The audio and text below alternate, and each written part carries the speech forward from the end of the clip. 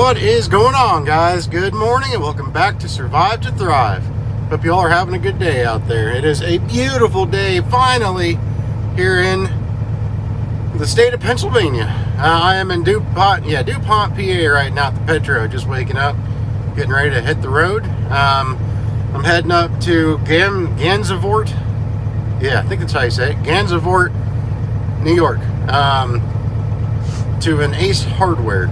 But yeah, we're here. Like I said, I just got some breakfast, got some scrambled eggs and some sausage from the Petro. And there's a Peterbilt, a couple trucks behind me, 379, dark blue. I swear I've seen this truck before somewhere, but I don't want to just get out and film them. I feel weird doing that. But it's a really sharp looking truck. Blue, not quite as dark as my blue, with a white stripe going about, below the from the front of the hood to the back of the sleeper, as high as the bottom of the window on the door.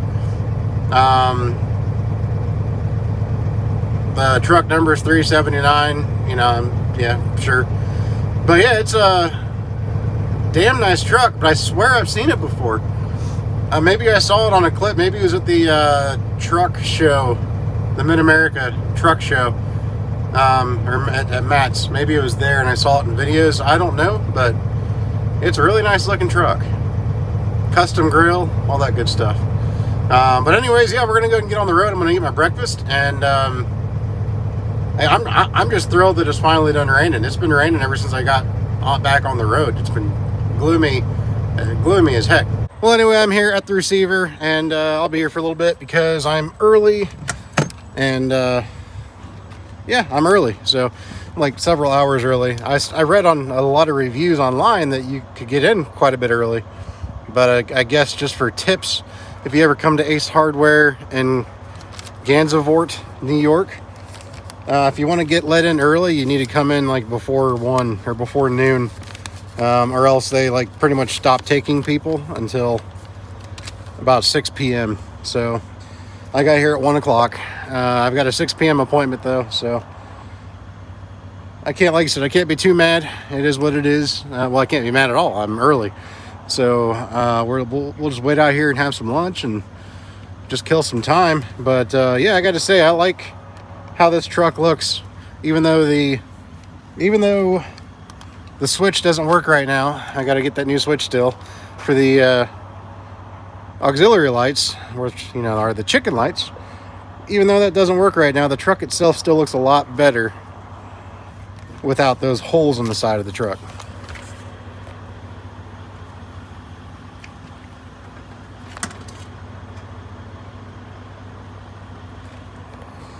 But I do got to get that switch fixed ASAP. So we'll take care of that here when I get a chance.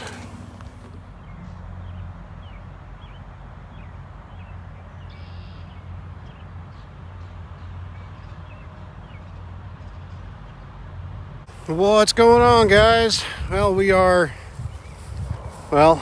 done for the weekend. Unfortunately, the saying, you win some, you lose some. Well, we lost today, but not entirely. I'm down here right now in where am I? I'm in Lexington, Virginia right now, and it's it's beautiful actually. I'm taking a 34, unfortunately. I had a load I was picking up this morning. I got there to pick the load up and it was canceled. I deadheaded a significant ways to come get it, and it was supposed to come down to, where was it going? It was going to the Baltimore area from Bethel, Pennsylvania. And that's not too far, about 150 miles. And I got the load for $1,200. There's not a whole lot of loads picking up on the weekends up here, especially right now. I was up in, like I said, I was up in New York. and I booked this load because it was a good paying load per the mile. So I made the calculated risk to deadhead all the way from Gavinsport. No, what is the name of that town? Somewhere up there on 87 in New York. So, like, I deadheaded 300 miles, which I know some people will think that's dumb, but at the same time, to me, it makes sense. And it makes sense because you're empty for the majority of the way, and I was still getting, with all my deadhead, I would have still got well over $3 a mile. Or right around $3 a mile. The load itself was paying about $9 a mile. I think it was 9 or 10 a mile, 9 a mile, something like that. So it would have been a good load. Get down there this morning and it was canceled. So I had already booked a load for after that one, and it picks up on Monday morning, and it picks up in Roanoke. So it would have been another pretty significant deadhead. But here's the reason for that one. That load is going a whopping 160 miles, and I'm getting paid for that load $2,300, 6,000 pounds, going from Roanoke to South Charleston. It's going to a couple different Kroger's in the South Charleston area of West Virginia. So that's not a bad rate at all. We're talking about, like $12 a mile. It's seasonal stuff, so I'm gonna guess like like stands or something, some kind of setups for the grocery store. So anyway, I drove on down here to Lexington, Virginia, and I figured, well, I might as well go ahead and take a 34, and that way I'll be nice and fresh on Monday morning. And I stopped here at the Lexington, Virginia TA, which stopped here at the Lexington, Virginia TA, and I gotta tell you, it's one hell of a view to have while I'm sitting here for a 34. And it butts up to a campground, which really makes me want to go camping. Like, I'm right next to this campground. In fact, the entrance for the campground comes out of this parking lot. But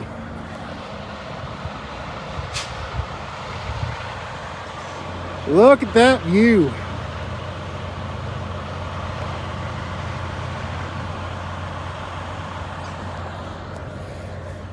That is $1 million view, in my opinion. That's one of the things I love about trucking. I've said multiple things I love about trucking. But every now and again, when you get a chance to just kind of enjoy the view, the places you can park, the views that you can have, your front door, basically, your front yard can be this. Now, that's not to say that it sucks sometimes, but it is what it is. But yeah, we're just gonna chill out here.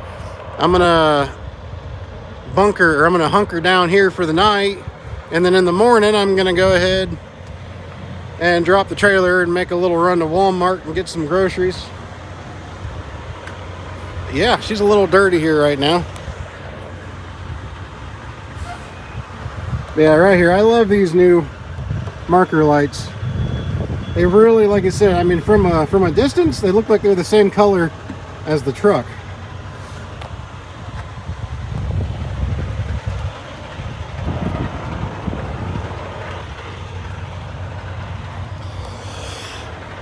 She definitely needs a little bath, but yeah, there's no truck wash right here, so sometime we'll give her a bath. Yeah, there's a nice little shop here at this TA. This TA is kind of off the beaten path. You can't see it from the road, or from 81 anyways. It's about 2 miles off of 81. But it's well worth it. It's quiet here, and it's just an absolute, it's beautiful. I mean, for a truck stop in Virginia, I've got the smell of a campfire from all these other campers up there, and I like it. I love that smell. Makes me feel like I'm camping. But anyways, I'm gonna go ahead and I guess just continue to hunker down. We got somebody there in that blue International. They're learning how to back. This is a great parking lot to do that. Plenty of space, as you can tell.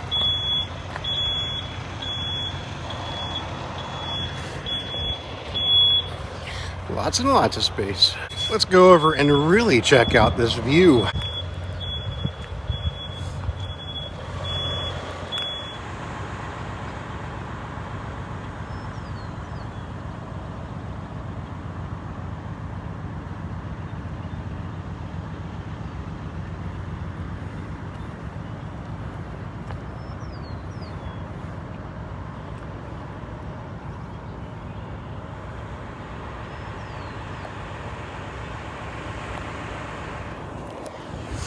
Out of all the trucks that are parked right where I'm at in this parking area, clear in the back, like clear in the back, you know, as far back as you can go, the only truck that's running and ruining the peacefulness and the peace and quiet that I was hoping for back here is none other than, yeah, I don't know why they got to be idling right now. It's perfect out here. It's perfect. Absolutely perfect. If they're going to idle, they should be up there towards the front, in my opinion. This is the quiet section. Dang it. I want me some peace and quiet. I'm too old for this.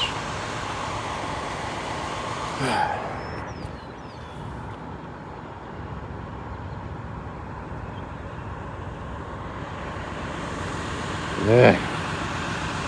Alright, let's go back to my home. I'm gonna cook some dinner. Gonna make some like kind of a homemade pasta dish deal.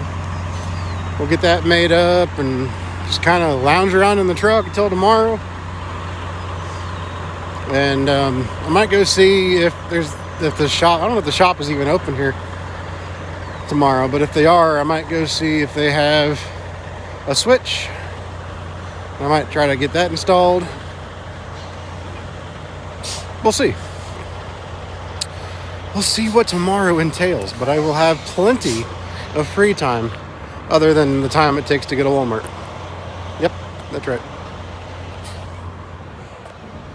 Oh, that's beauty. Oh, I still like how these lights look. Like I said, they just look, like I said, from afar. I mean, look at that. It blends in perfectly with the truck. I thought about getting the clear lenses, but something about these smoky lenses just really appealed to me. And then, of course, the clear lenses on the LED chicken lights. And like I said, I'm gonna replace those lights up there. I'll get those replaced so they match the clear lens. I don't know why whoever had this before me didn't just go ahead and put all clear on there.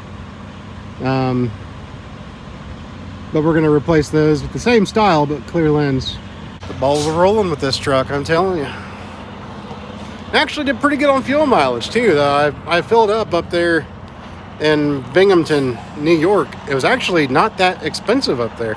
I mean, it was if you didn't have my discount. It was like $5.48. But I got the fuel for $4.68, $4.65, something like that. So I just went ahead and fueled up there at the TA there, and I got damn near 6 miles to a gallon on that fill up. That's going through. That was, you know, again, that's one of the perks right there, to, in my opinion, to deadheading somewhere that has a good rate, is during the time that you're deadheading. If you're going to deadhead a couple hundred miles, you're getting paid for that couple hundred miles. So, you know, you're empty weight. You are literally driving at empty weight. So, you know, if you can find some, you know, like if you got a deadhead 200 or 300 miles to go get a load that pays $10 a mile, which I know obviously the fewer the miles that load actually goes, the quicker that, you know, per mile rate's going to diminish, but it just behooves you, in my opinion, to be able to use some of those miles as empty miles and get far better fuel mileage. Yeah, that's assuming that there just isn't anything in the area. Obviously, it's always good to have, $8 a mile load right there, right where you're at. But on a Saturday in northern New York, that just wasn't happening. So yeah, anyway, let's go ahead and go cook some dinner. This is an old TA when you see this.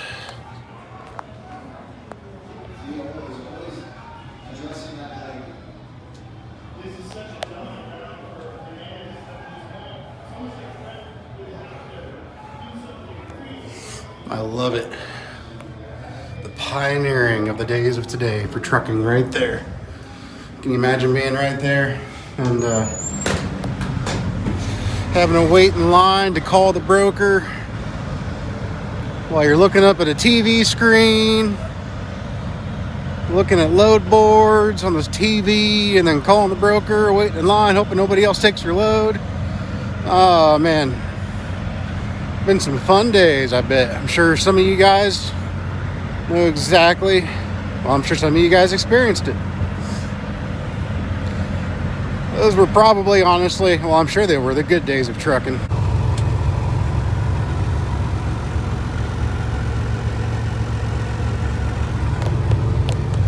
Oh, well, somebody blocked my view last night. Well, they parked right there, nose first. And yeah, it sort of blocked my view. I had a perfect view of the hills over there. And I don't anymore. But it's the next morning. I'm going to go ahead and disconnect from the trailer. And I'm going to go to Walmart and get some supplies. Yeah, like some from the previous videos, I'm here at the TA in Lexington, Virginia. But yeah, it just kind of sucks. Like I said, that was a beautiful view right there that this guy is blocking now, but it is what it is. It is what it is. I'm not really a big fan of nosing in. He can do it. He can do what he wants to. He can nose in if he wants to. But something to consider when you nose into a spot like that is if your truck ever has an issue. Say you're between two trucks. Luckily, he doesn't have a truck on at least one side. The side that I can see, he doesn't have a truck on. I've seen people nose into spots where there's trucks on both sides of them. If your truck doesn't start the next day, say the batteries are dead, somebody can't get to the front of your truck to jump your truck. And then it turns into just a simple jump start, turns into this big old fiasco. I mean, you got to somehow get the truck out from there. You got to have other drivers move their truck so that the truck that you're using to jump it can get into the spot and get to the front, and just kind of a pain. Also too, a lot of times, yeah, these trailers, you can't pull into a spot as far as you can back into a spot, so your trailer sticks out a lot further than if you just backed into the spot. Your nose of your truck doesn't stick out nearly as far. So it makes it easier, too, for other drivers to back in around you or get out from around you. But, again, he's at a, it's a whole different situation. There's a ton of space in this parking lot. Just kind of a heads up to drivers that are in, more confined spaces that do that. Right now, all he's doing is blocking my view.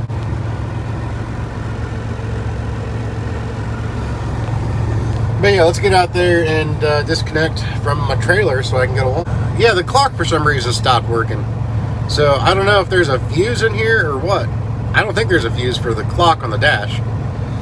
It's its own gauge, so I think the clock just gave out. I don't know. Does not do anything.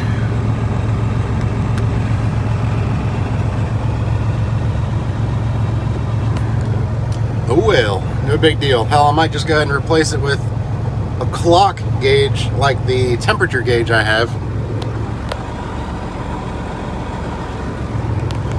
And then it'll be kind of more uniformed anyway. So I might do that. But yeah, clock just gave out. I'll never know what time it is ever again.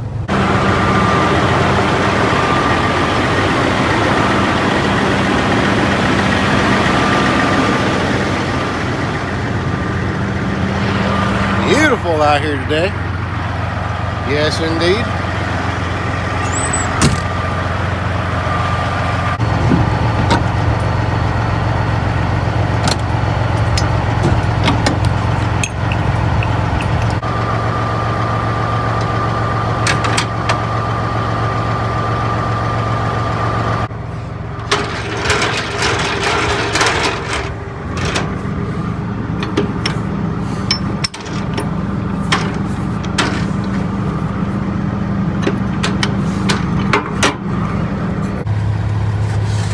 Right, now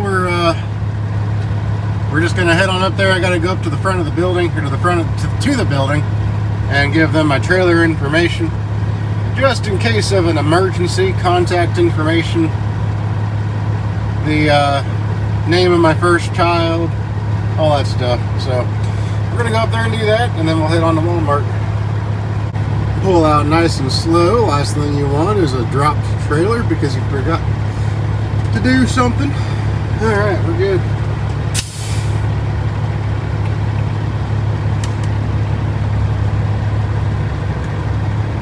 Woohoo! Here we go. Oh yeah. Don't forget to put that sucker on PC, or I-34 would be screwed. Here's that view. All right. Golly, I like that view. All right.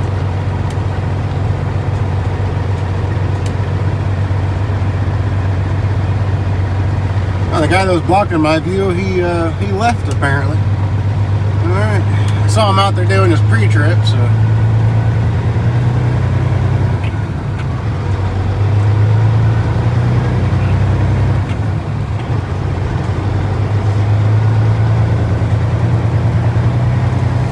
I'm sure all the old timers know what this TA is like, but yeah, it's a nice TA. Like I said, if you don't know it's here, then you don't know it's here.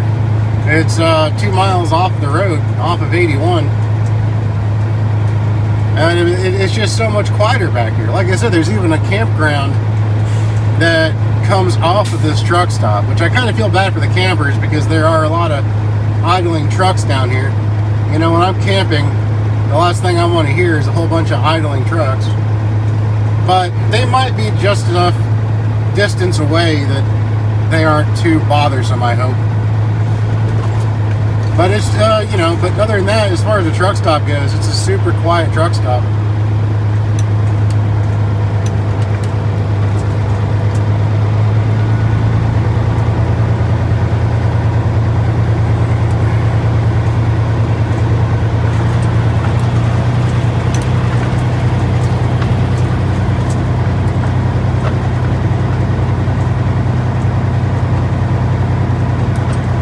Like I said, I mean, you saw the phone booth pods, or whatever you want to call them. Those definitely date this place, but it's part of the nostalgia, you know. It really is. It's part of the nostalgia of being in a place like this. All right, let me pull up here, clear the fuel aisle, and then I'll go in there and give them my info.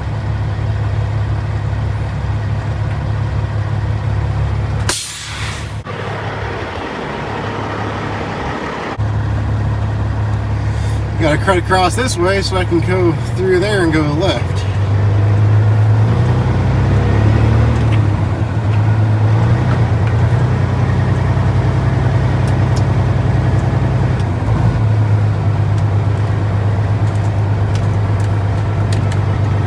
This Walmart's pretty close. It's only like 1.5 miles down the road.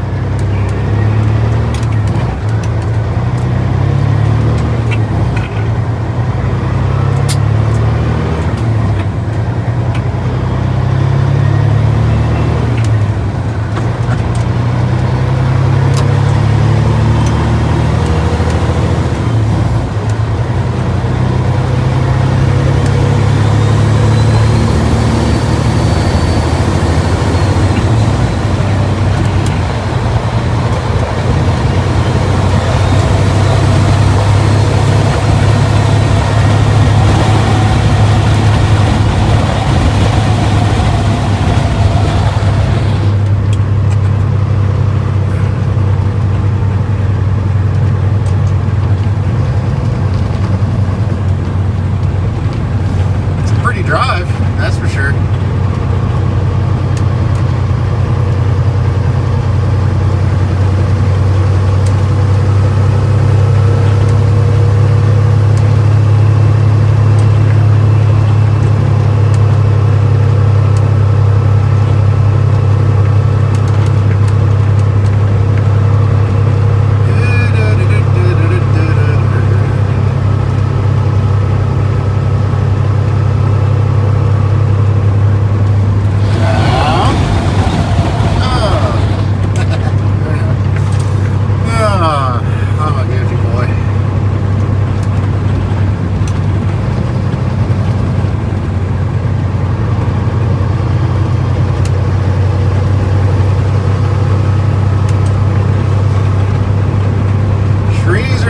Blossom. Some of these got these purple blossoms on them.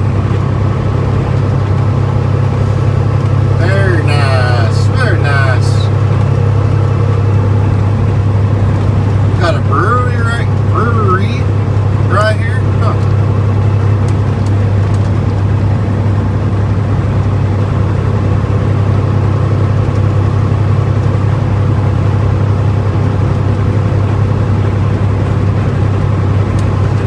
Those mountains out there, that is amazing.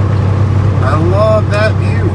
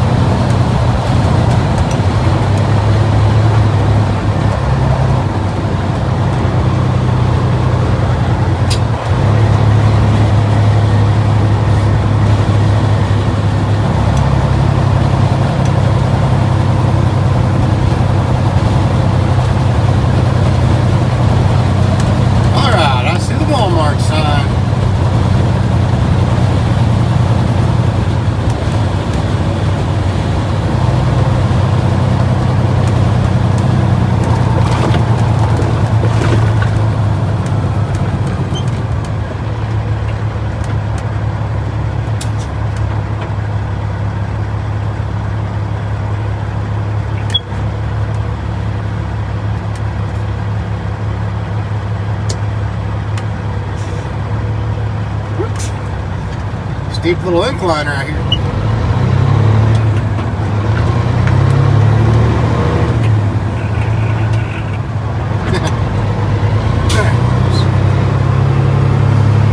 Yeah, but then right here is 64, so a nice little shortcut.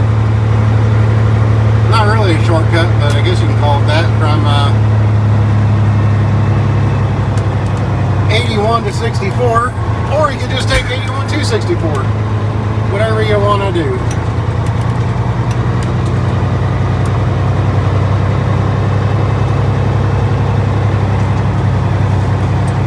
I'll park out of the way. Even though I don't have a trailer, I'll still not take up a whole bunch of little car spots here, so we'll park up here out of the way.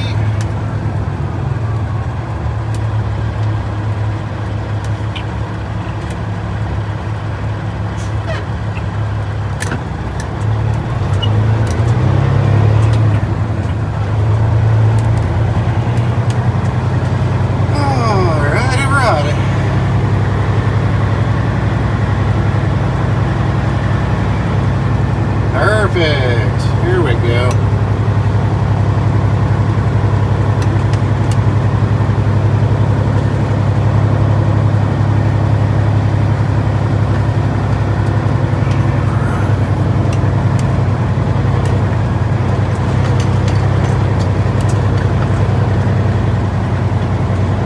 Parking right here.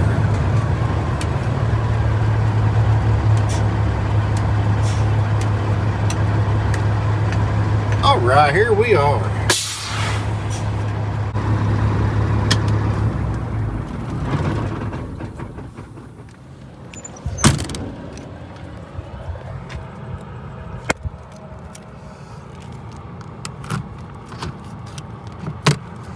Alright. Getting a little rust powder coming down from there, huh?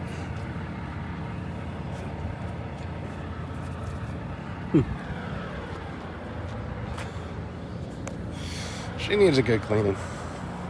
But now it's time to get some groceries. Oh yeah.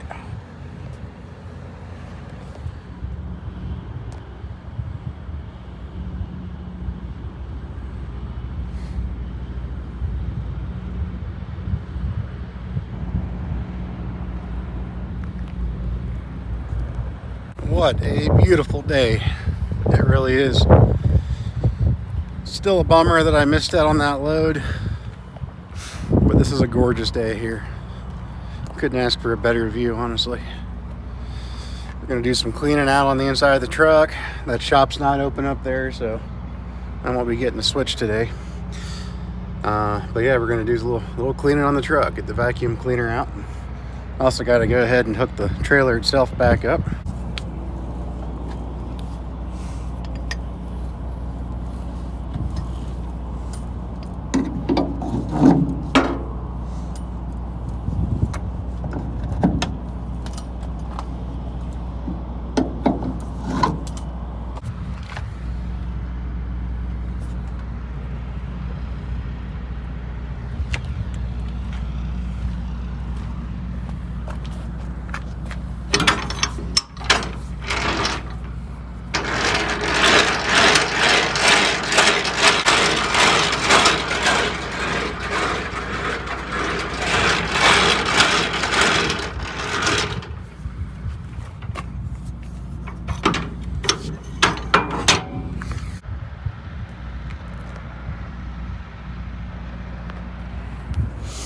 God, I love that blue sky.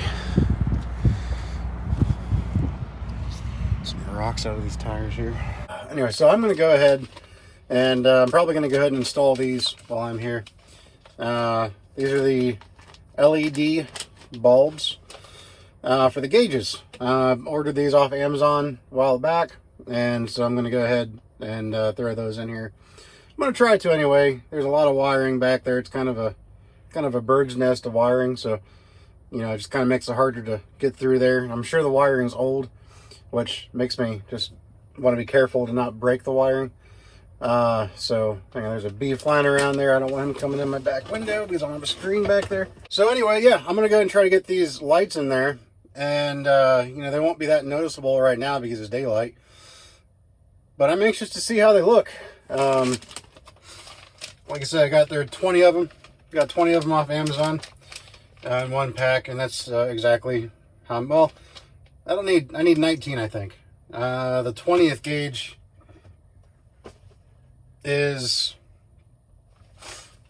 my temperature gauge. So we'll go ahead and get to doing that and see how they look.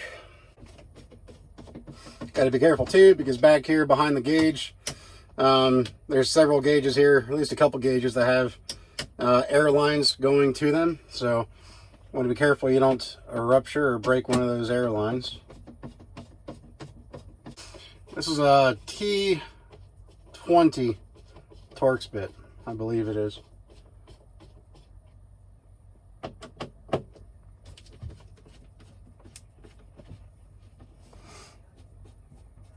Oh yeah, look at the wires back here. But the bulbs are easy to get to. This is a bulb right there, and then right there, right there, right there. So the top ones are easy to get to. It's the middle and the bottom row that'll be a little tougher. Yeah, gotta love all that in there. Just a middle of the job note. When you're doing these, you want to make sure to turn the lights on after every bulb, because being LEDs, they're polar sensitive, I guess that's the term. So if you have the bulb in backwards and there's really no way to tell until you turn the light on, then the bulb won't work. So make sure that you you know, make sure that it works before you put them all in and get the dash back together, and then find out that half of them don't work because you've got them in backwards. So just kind of a a tip. See how the one on the right's working and the one on the left isn't? Oh, that's because I gotta reverse the one on the left. So I put the one on the right in correctly, but the one on the left has to be reversed. So we'll do that. All right, a quick little update on the bulbs and the gauge clusters. I got all of them in except for one. The one bulb, there's a bulb for my pyrometer, and the bulb was like welded into the socket. It was crazy. I couldn't get the bulb out, so I ended up breaking the bulb trying to get it out. And then, so by the time it was broken, I just started taking pliers to it, and I still couldn't get the base of the bulb out of the socket. Finally, I cut, because obviously that bulb wasn't good anymore, so I figured I was gonna have to just buy a new pigtail, a new socket for it.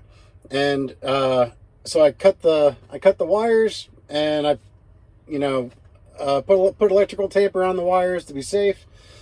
Put it back together, and I just kind of counted it as a loss for right now. And I went to go do the drivers, or the speedometer and that gauge cluster. And when I pulled that out, there was a spare one of these not being used. I'm sure it must have been used at one time, I guess. Although it doesn't look like it. It looks like it's not really been touched. So I cut the wires for this, and I'm going to splice them into the wires that I cut for that one. So now I have essentially a new socket to plug that bulb in. I hope it's not too big right here. I don't know if that's too big or not, but shouldn't be. Should work. But we'll give it a shot. I mean, worst that can happen is it doesn't work and I'm back to where I was. So hopefully that works. It's a little different down here where the wires come out of the base. They're a little different, but this should be the same. So we're going to go ahead and splice it into there and see if it works. And that, my friends, is a successful splice. Good deal. It works. All right. All right, I got them all in. I don't know how well you can see it right now. There's sun's starting to kind of go down a little bit, but it's still pretty bright. But yeah, let me just see how it looks on camera.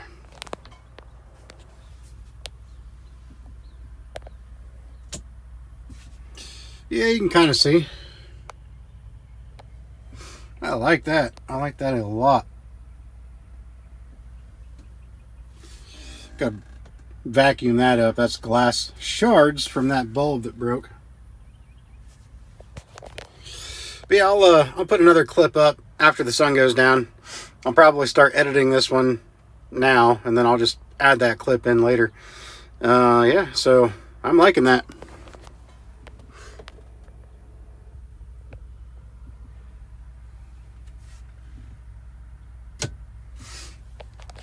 Yep, I like that a lot. So I'm gonna go ahead and I'll probably keep some of these incandescent bulbs, but throw the most of them out, I guess. And I'll edit and all that good stuff, and probably make some dinner. And I just took a shower, so we're all clean. Took a shower right before I came out here and did this. And yeah, pretty pumped. I can't wait to see how these lights, these gauges look at night now. But anyways, guys, with that said, I'm going to go and get off here. Like I said, I'll probably add a clip at the end of this, after my farewell for the video. But y'all have a good one out there, and be safe and continue to survive to thrive. I hope that you guys are all, I really hope you guys are all surviving these high fuel rates and some troublesome fuel, or some troublesome load boards. Yeah, tomorrow I'm going to be picking up that one load that pays really well. Like I said, 165 miles for $2,300. It's going to be kind of tight. I'm going to Kroger's at a whole bunch of 3 different Kroger's I'm going to in the Charleston area of West Virginia. So I'm sure it's going to be kind of tight, especially in this truck. But I think they're just like seasonal stands, seasonal displays, things like that. So yeah, we'll get that delivered tomorrow. But you guys all have a good one out there, and stay safe. We'll talk at you in the next one. And now that it's dark, I'm just giving you a quick little glimpse of how they look at night. It really looks a lot better now. This blue temperature gauge doesn't stand out like a sore thumb anymore. It's really hard to tell in the camera, but in person these are a lot brighter. Kind of like a, not bright like strong bright, but like more of, I don't know, I'm not really sure how to explain it without you seeing it in person. But yeah, they're more of a blueberry kind of a brightness color, I guess. I don't know. But yeah, I really love how that turned out. Sweet. Yeah, I'm very glad too that I got this. This is the gauge that I had to cut the bulb socket out of. And for those of you that know, that's the, or that don't know, that's the pyrometer gauge, and that's a very important gauge in these old Caterpillars. So glad I got that working. Oh yeah, gives it kind of a nice, like chilled feel, you know. All right, anyways guys, that's all there is. We'll see you later.